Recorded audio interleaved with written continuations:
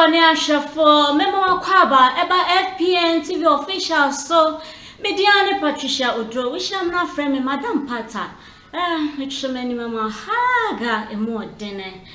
I'll bet me a follow all the social media platforms, not so make sure Facebook, Instagram, dear Aka. And no, bet me a share, over comment, na wa like, and so, Ede and my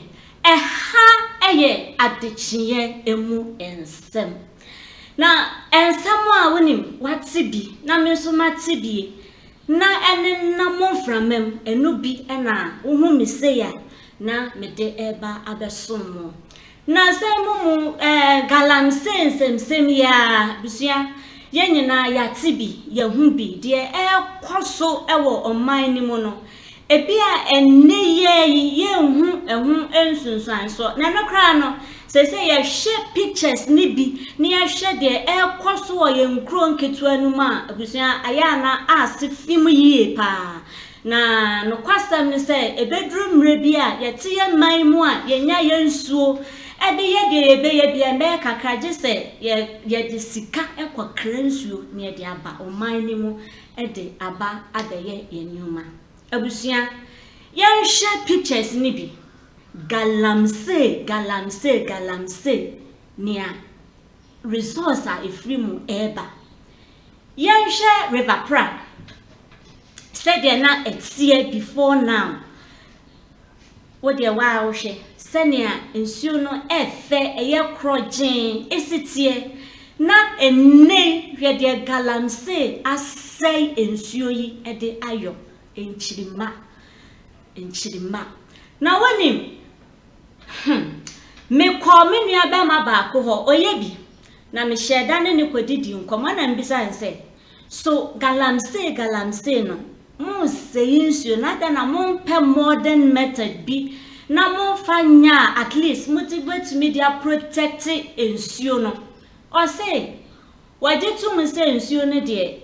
esai de na nsoso enonso enamso ena omonsa akọ oma no abusuafo de menua na eka ye ni o say adwuma eni oman ni mu enti anya no at least ema ononso ensa ekwana no yansha site asase pa na egusu a nyamema egusu a yesensuo no na we ma omu ye nyina no se de na menua be ma yiken kakra obedienti ono so de ne ho ahyem e wa abra wonim pa se ade a oye no emfa kwem ne sanso etiamra asifim ye pa asifim ye abusia mo me enhwe we I say adane tourist you cry area de enso say nsase no asay your friend say it just say ya nhwe ya a time is coming na ya back kransu near the aba oman ni mu aba be use hey abusia obetimi a comment share na like it na famai de wadwen share no nso betumi de aba ensuo ni nyina ase nti ye hwe ye nua no ma omo wo kro nketua ni mu na ensuo a omo bennom ensuo a etini ye yo na supply ema ye kro enketua no nti no ekobasa na we no osa obennoa ansa na wano ana wano e wona kwaye kro nketua no benya bibi mpodi agum na wano ana se abusia abeye ne den etiefo ne ahwefo se afei na wode wa fidie no ato ha Galamsay hunsunsanso ebi na ye dan na di ede akyerema etwagu ewo afidie yisu hwebi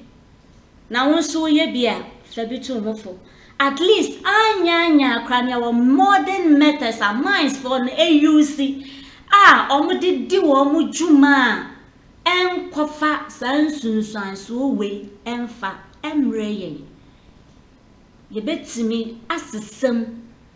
se wonsa wo de bekwa wano na wo dwene ho de a moma ya nwene oman no nso ho na yempe nimudia modern ways bia at least a bit media protect ensuo na aka because they are there nsuo no nyina asai egusu say da bia ya bomu daru da bia ya ka ho asem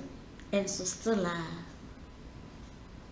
de edaso no ye nyina ye nitua ye nyina ye hu oman no ye nyina ye dia say ya bomu ban a yetimu bio ebia wo de wo beka say wo be free mu akọ aman ahodo so profoforo so na wabusuafo a aka ewa hanso omonso so mama ya nwene oman ne ho mama ya nwene nchirima ne ho sede be ya ochine bi ni yenni ho a